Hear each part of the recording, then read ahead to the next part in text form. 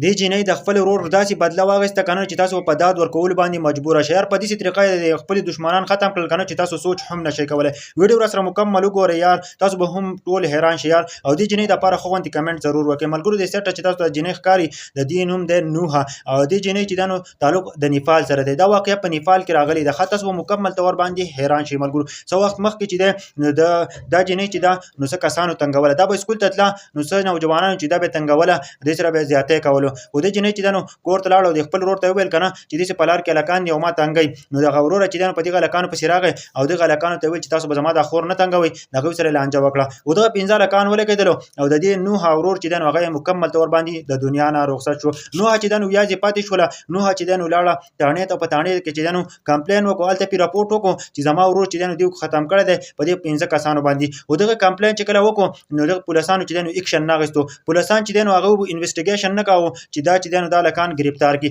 په دغه هلکانو کې په دې 15 هلکانو کې یو کس داسې و کنه چې دغه پلار مالدار او هغه بزنسمن و. دغه د وجې نه چې دانو پولیسو اکشن نه اخیستو. پولیسو دا نه ویلو کنه چې دغه موږ ګرفتار کړو ملګرو. او دا جینۍ چې دا نو په مخه به تاڼې ته تله 2 میاشتې وشولې کنه چې دا جینۍ هم ډېره زیاته ستړې شوله. کله به د خپل ملګرو کره تله، د خپل خپلوانو کره تله چې دې خپل ورور بدله واخلمه. خو بالکل چې دانو پولیسانو به اکشن نه اخیستو.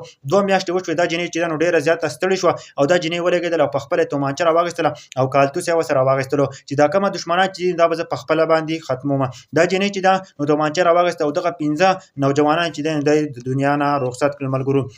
په 7 ورځو کې چې دا نو مکمل طور باندې د خپل ورور بدله واغېستله. ښه په 7 ورځو کې د خپل ورور بدله واغېستله او 15 کسان چې دي نو هغه د دنیا نه رخصت کړل ملګرو. د نیپال چې کوم حکومت دی نو دې ته چې دی نو 15 کاله سزا واوروله، ځکه چې دې 16 سال عمر دی. د کم عمر د وجې نه چې دی نو دې ته 15 کاله چې دی سزا واوروله چې دا 15 کاله په جیل کې واپس 15 کاله چې دی دا واپس به بیا راوځي. ملګرو نو یو ډېر عجیبه کار کړی دی. د دې باره کې تاسو څه وایئ؟ دې چې دی نو د کیمرې مخې ته هم دا خبره کړې ده چې ما بالکل ټیک کار کړی دی، ما د خپل ورور بدله اخیستې ده او بالکل دا چې نو دا کار ما کړی دی. دا 15 کسان چې دي نو ما ختم کړي دي ملګرو. په دې ویډیو په باره کې تاسو وایئ د ورور بدلې په عجیبه طریقه باندې واغېستله کنه چې تاسو په داد ورکولو باندې چې دی نو مجبور شئ. دا که په هر ځای کې حکومت دی کنه، دا صرف چې دی نو د پیسو والا حکومت دی. چې کوم یو مالدار سړی کنه دغه پسې چې دی نو بیا انویسټیګیشن هم نه کېږي. هغه کمپلین د غریب سړي کمپلین واخلي نو بیا انویسټیګیشن نه کېږي. که چېرته یو مالدار سړی چې ولګي د غریب سره ظلم زیاتی وکړي نو دا یوازې په پاکستان کې نه دی، ښه دا په هر ځای کې چې دی نو دا ظلم زیاتی دی. دا ویډیو ډېره زیاته په ټرینډینګ کې ما چې شریکه کړمه.